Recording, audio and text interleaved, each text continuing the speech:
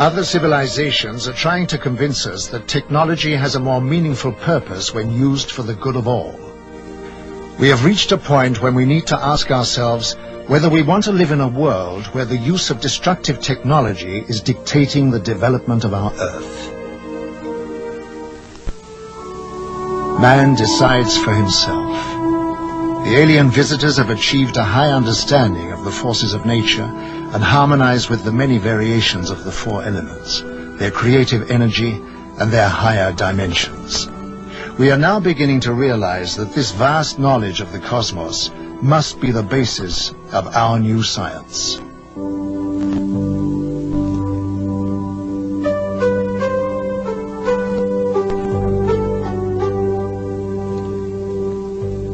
We are your brothers of space and time, who come extending the hand of friendship to greet our... Erich von Däniken, welcome to Third Phase Moon. This is a historic interview, let me tell you. We have over 200,000 subscribers reaching 100 million views plus. And now Erich von Däniken is on Third Phase Moon. Welcome to the show, Eric. Well, it's a pleasure for me. I'm sitting in Switzerland. It's great to be a member of your circle. Well, let me tell you, the people are wondering what's going on in the world right now. Is disclosure about to happen? Eric, you've been on the frontier of this for years, decades. Tell us what's going on. What's new?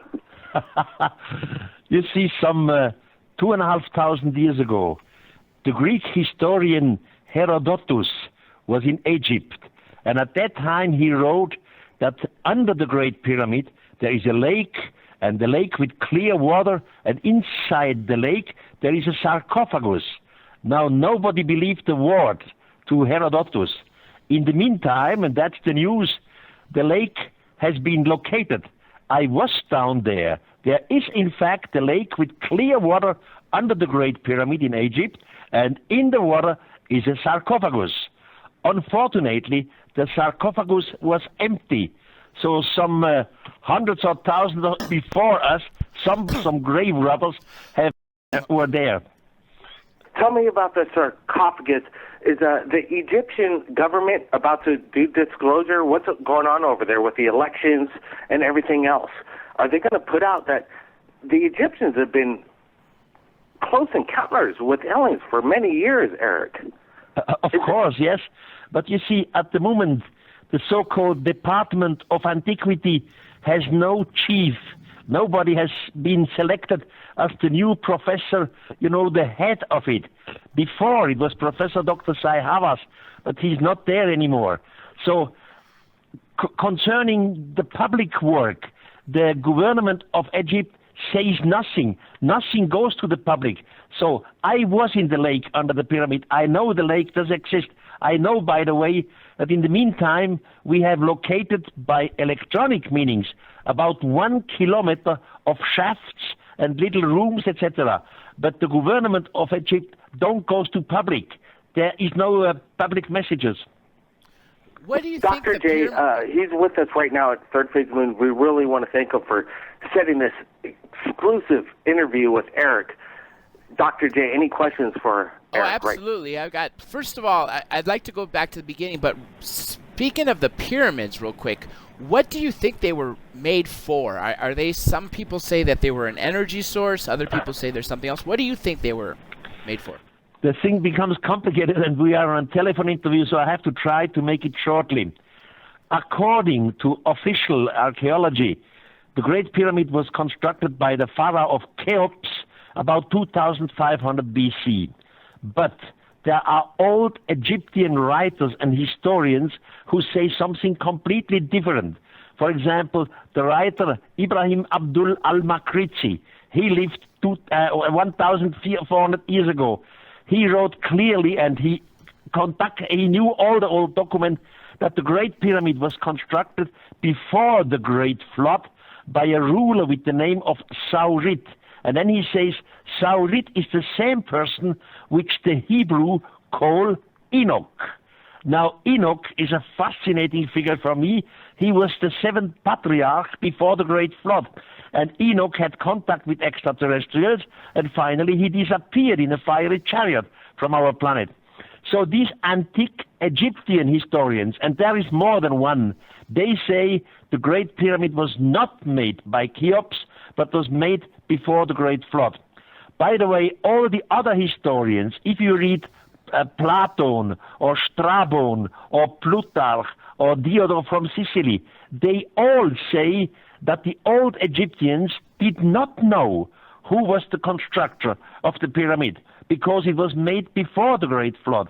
And all these figures I just mentioned were historians which all were in Egypt some 2,000 years ago.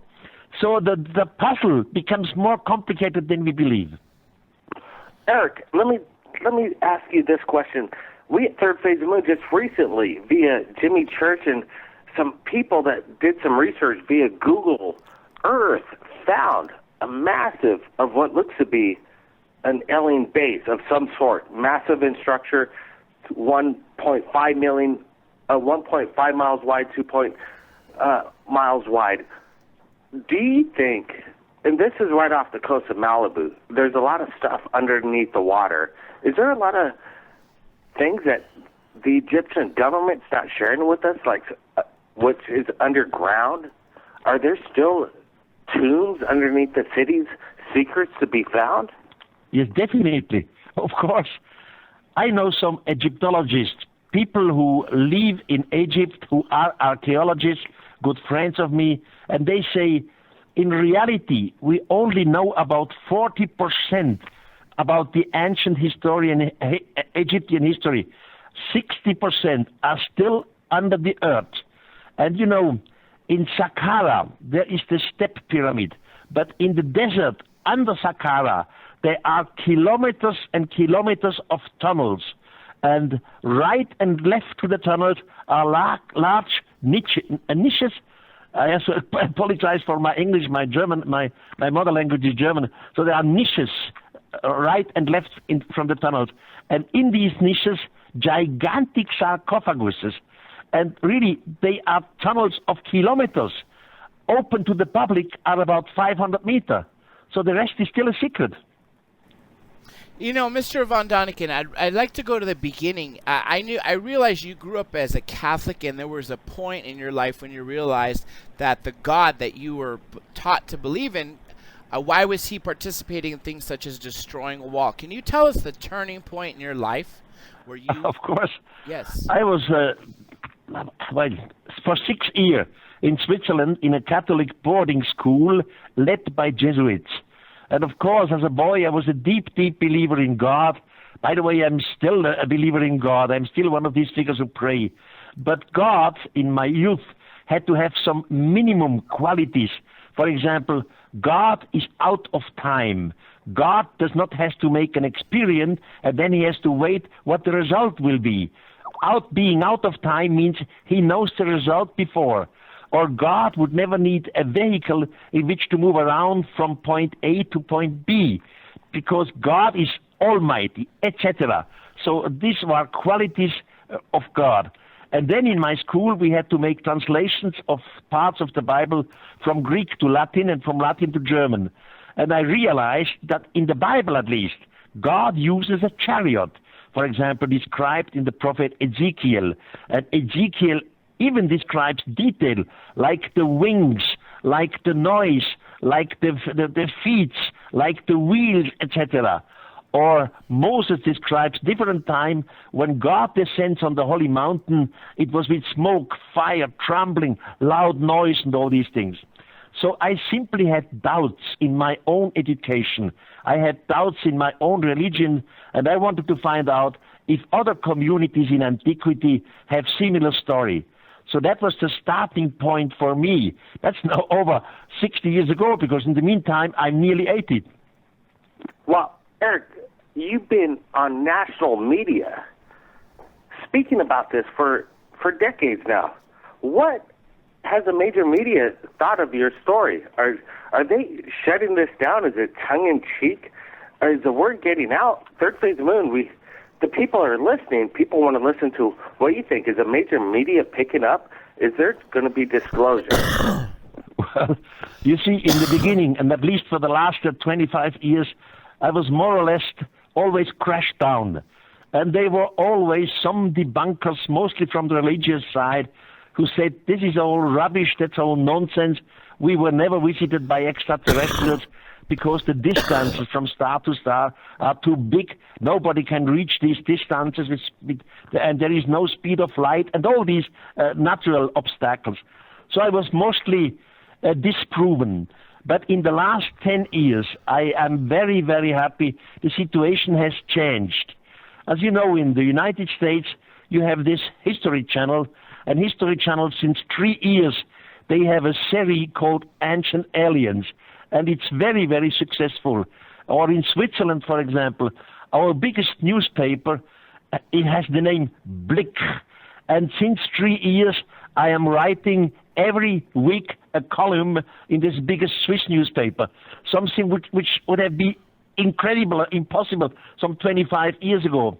Or I have so many invitations, be it for banks or even organizations like the Freemasons, or I myself not a Freemason, but I have invitation there, or be it on universities. So the situation has changed. I am very, very happy to be alive. My brain functions, and I still run around the world. All your work is finally being used for ancient aliens. And this is a two-pronged question. How do you feel that after 35, almost 40 years, your work is finally being taken seriously here? And also the second part is, when your work first started, your Chariots of the Gods was published, what countries were taking your work seriously? Excuse me, what countries what? What countries started taking your work seriously from the beginning, and how do you feel that the U.S. is finally taking your work seriously now with Ancient Aliens? You see, it all started in March 1968. That's long, long time ago, when a serious German publisher decided to come out with the book. Before the publication in German language, 25 German and Swiss publishers rejected the manuscript. They said, no, this is an impossible hypothesis. This is just all speculation. So they rejected. And finally, a big German company said, we should do it. We should bring these ideas of Mr. von Däniken into public. And then it started. And very, after 5 weeks, it was bestseller #1 on every German best-selling list, including Switzerland and Austria. And the next step was the United States. They came up with Chariots of the Gods. And then was a movie made with title Chariots of the Gods.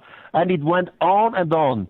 By the way, at that time, on the beginning, I was the manager of a first-class hotel in Switzerland, because from my family side, we came from the hotel business. In the beginning, after my high school, I was studying cook, waiter, receptionist, all these things which you need as a hotel manager. Now, after the success of Chariots of the Gods internationally, I give up my career as a hotel manager, and I simply worked strong in what I did. And the result in the meantime are 36 titles worldwide. I'm happy and grateful.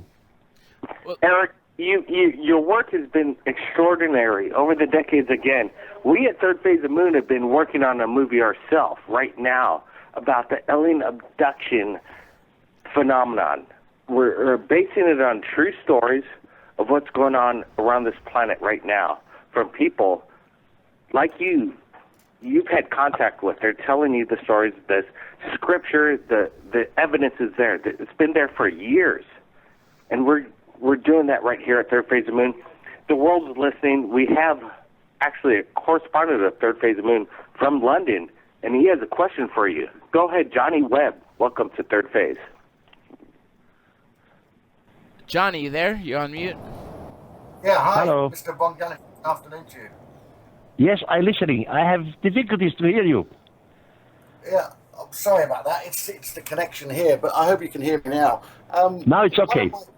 One of my questions is obviously with the overthrow of Mubarak, and I wondered, was there any pillaging of antiquities in Egypt And you said that Mr. Zawi is no longer the head of antiquities. What's happening there now?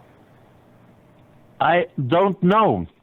I was in Egypt last time 4 months ago, and I have asked what is going on with the Department of Antiquity, and I received no satisfying answer. So I really don't know what's going on. There was a gentleman that's been doing a lot of work on the elongated heads of Paracas, and he's been doing a few missions to Egypt, and him and a few other gentlemen, they've been going down into some caves, and these caves, like you said, they go for miles, but instead of tunnels, these are caves. Do you have any information on that at all? No, unfortunately not. But all I know is the tunnels beneath Saqqara. I know that there is a lake under the Great Pyramid, and I know by electronic means we have measured 1 kilometer of shafts and little rooms inside the Great Pyramid. You see, some 14 years ago, a small robot of a German engineer entered into a small shaft in the Great Pyramid. It went 62 meters, climbed up inside the pyramid, and came to a standstill before a little door. Then National Geographic Society from the United States constructed a new robot. This new robot made a hole into this door, and they found behind the door nothing but, after 23 centimeters, another door. So door number 2. And in the past 2 years, a rich man from Singapore financed again another robot. And this robot made a hole into this door. And behind it, we could see with the small cameras, behind it is clearly a room with polished walls, and on one of the walls you see red writings. But these writings are not hieroglyphic, so they cannot be from the time of Cheops, because in Cheops' time they were writing hieroglyphics. So we still stand before a mystery. Now these shafts who go up there, they are so small that nobody can go in there, no human. You always need robot. You see, one side is only 14 centimeters length, so you need high-tech to go in there. And to me, all this makes sense. The ones who planned the pyramid, they were so fantastic planning that they knew exactly only a high technology society can reach these rooms. A society without high tech can never reach these rooms. So the time is right. Erich von Däniken, Blake Cousins here again, Third Phase of the Moon. What you're saying, Erich, is that it's impossible for these structures to have been built back in the day, 8,000, 10,000 years ago. How old are these pyramids, Erich? Nobody knows. You see, we have all the usual stories which you don't have to repeat here, with wooden rollers and strikes and all these things. And theoretically, it is possible that a bunch of humans made these things. But what is absolutely not possible is the planning, the inside, the engineering. Because before you start to make a big construction with many rooms and halls and something, you need the engineers to plan it. And this is absolutely not possible for Cheops' time. You see, Cheops was living about 2400 BC. His father was Snorfu, and Snorfu came right out of the Stone Age. There was no technological evolution for all this. So we still have the mystery, and we are right to ask the questions. You know, Mr. von Däniken, several years after you wrote your book, Zecharia Sitchin wrote his book, and I wanted to ask you what you think of his theories. Were they based on yours, or do they conflict? What do you think of his translations? Well, I knew him very well, and we were together for many, many hours in Switzerland, in Germany, but also in the United States, and I admired him all the time. I was not of his opinion concerning the 12th planet, because in the 12th planet, Zecharia Sitchin suggested that there is an unknown planet in our solar system which has an orbit around the sun of 3,600 years. And that seemed to me impossible. If we would have an unknown planet in our solar system, our astronomers would know it, because we can measure it. We can measure the gravity, we can measure dates, etc. So only in this point, I disagreed with my friend Zachariah Sitchin. In all the rest, his translations of Sumerian cuneiforms and all this, I am absolutely happy with the books of Zachariah. Do you think that NASA's kind of covering up what's going on in Egypt? It's all mission control, as Zachariah has said in his book, The 12th Planet, that it's like a 3-stage rocket. The evidence is clear. Is there any more new evidence that's coming out through these discoveries? No, not to my knowledge. But you see, all this cover-up is in reality, I don't call it cover-up. Of course, some scientists and some groups know more than what they give to the public. But it's not directly to call cover-up. They simply are afraid. They don't know, they don't have enough information, and they want to be scientific. To be scientific means always to be reasonable. So if somebody is not reasonable, if somebody is unreasonable, he's ridiculed. So they are afraid to be ridiculed. That's all. They have it's a lack of civil courage. While I am one of these persons which are unreasonable. I ask some unreasonable questions, and I hope the time will give us right sooner or later. I think, Eric, you're right on the button. If you don't ask the big questions, and if you don't create a controversy in its own way of whether we believe the Bible, Christianity, Mohammed. You see, this is something. Let's take first. We have the Jewish religion, where it said there is only one God, Yahweh. Then we have the Christian religion, which they say the God has a son, Jesus, and Jesus died for our sins here. Then comes Muhammad, and he says he had visions by an archangel, Michael, and the archangel told him that the Christian religion is completely wrong, and Muhammad has now the newest religion. 1,000 years or 1,500 years later, and this just as an example, we have in the United States a new religion called the Mormons. Now again, an angel was seen to Mr. Joseph Smith, who told them the old religions are wrong. So in this case, we have in 4 cases that said that some angel or some strange being told that the old religion is wrong. So what should you believe? You cannot believe nothing. All what you can believe is outside there, in the beginning of the universe, there is a force which we respectfully call God. But the human religions, this is just human wishes, human dreams, human writings. Practically not much of it is true. Do you think that the ETs created us just as the Sumerian tablets were said? Yes and no. It's too complicated. Of course we have evolution on this planet, and I do not doubt that we are a product of evolution. But there are 2 main questions. What started evolution? And here we have a theory that the original message, you see, the DNA has come from outside. So evolution did not start on our planet. The information was coming from outside.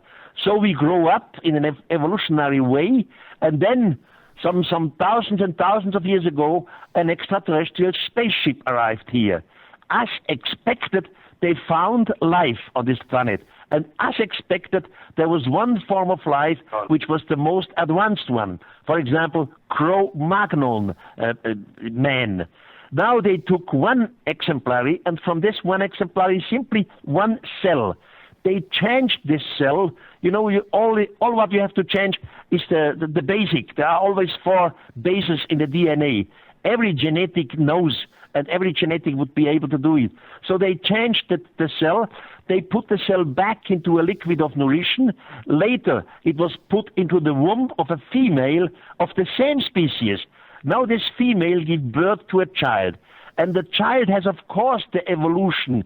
It has the body, the skeletons, and all these things.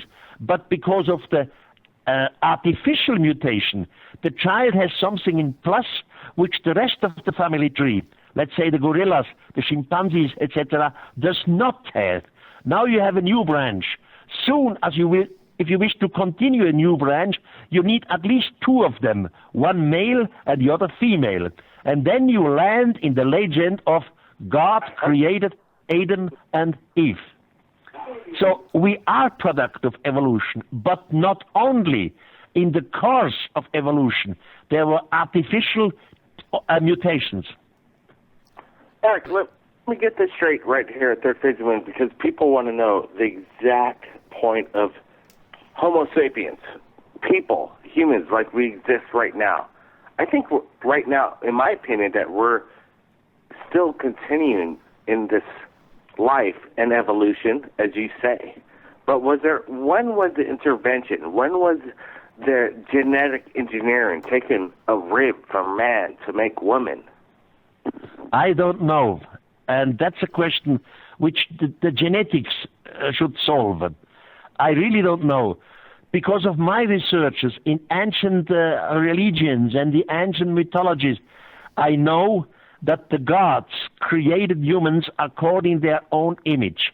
And we have cases. For example, in the Bible, just read Moses 1:6 or 1:8, you see there are so-called fallen angels.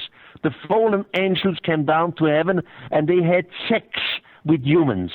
And the same thing in the book of Enoch. Enoch describes that 200 of the guardians of the sky have come down to earth. He gives even the names of 36 of these 200. And these 200 had sex with humans. Now, to come back, if some extraterrestrial species has sex with humans, that would mean that the sexual apparatuses of the other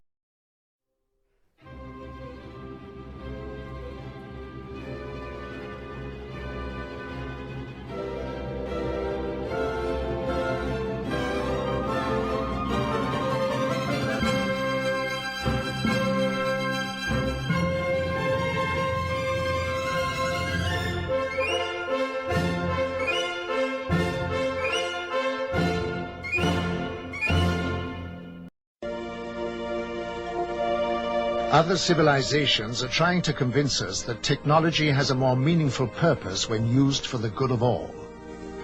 We have reached a point when we need to ask ourselves whether we want to live in a world where the use of destructive technology is dictating the development of our Earth. Man decides for himself.